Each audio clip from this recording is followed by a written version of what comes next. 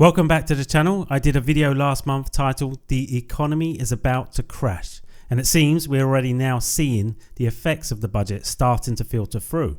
Rachel Reeves' $40 billion tax-raising budget promised stability and growth, but the reality is looking grim, and quite predictably, I might add.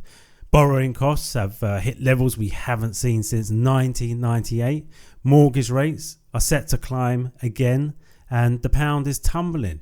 Add to that spiraling food prices, and you've got an economic cocktail nobody wants to drink. It's not just bad, it's completely unsustainable at this point. One of Thatcher's most famous sayings was, "You cannot tax your way to a strong and healthy economy."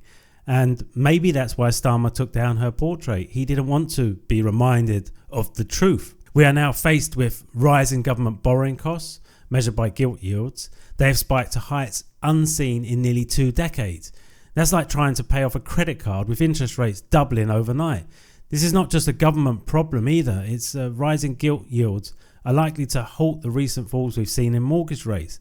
And they're likely to start rising again, which means anyone on a variable rate is bracing for pain. This is a double blow also for first-time buyers who are already struggling to get on the property ladder. And at the same time, they've been hit by Labour's removal of first-time buyer stamp duty relief. It's a financial tsunami that's going to hit homeowners and renters.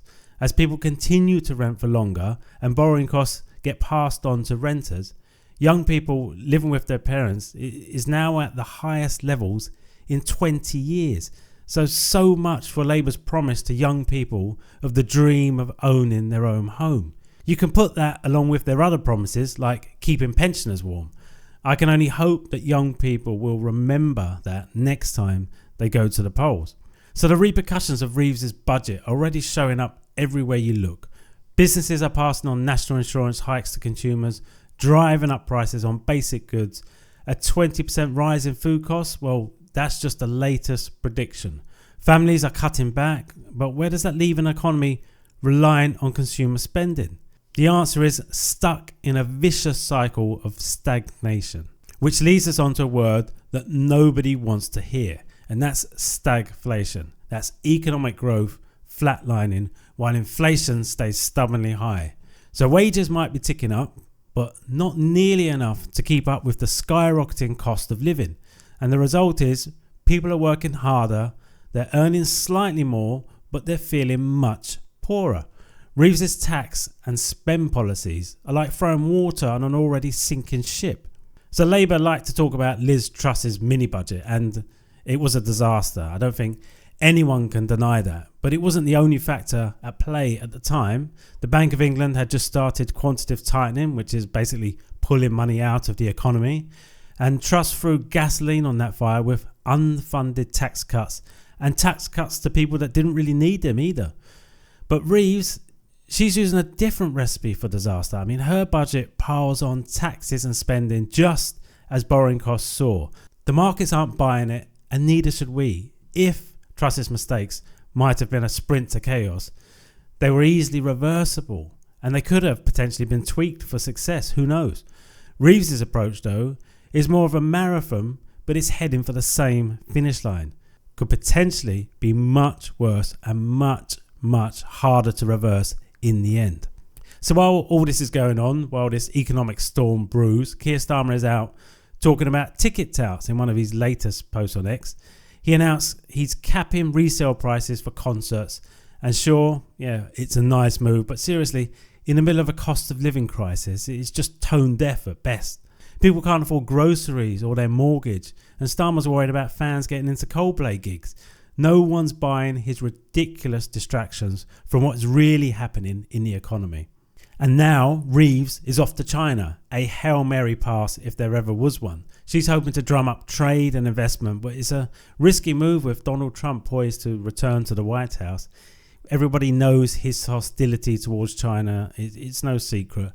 And cozying up to Beijing right now could backfire spectacularly. Critics are calling this a desperate distraction from the mess at home, and I definitely agree with that.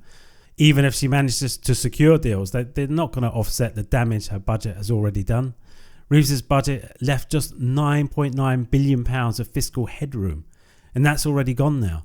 Now she's staring down the barrel of tough choices: more tax hikes, deeper public spending cuts, or breaking her own fiscal rules.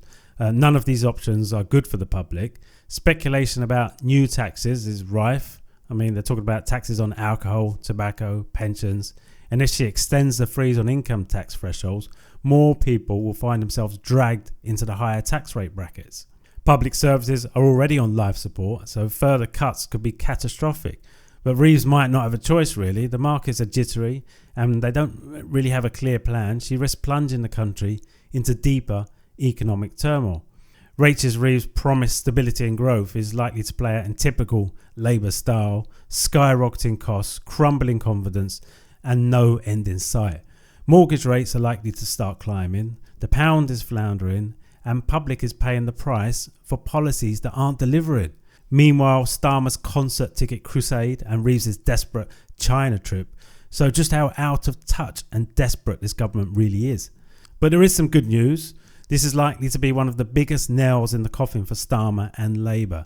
Not that they need any more. I mean, it's hard to imagine a more unpopular and incompetent government, and that's coming from 14 years of the previous Conservative government. Let me know what you think in the comments, and thank you for watching, and I'll see you in the next one.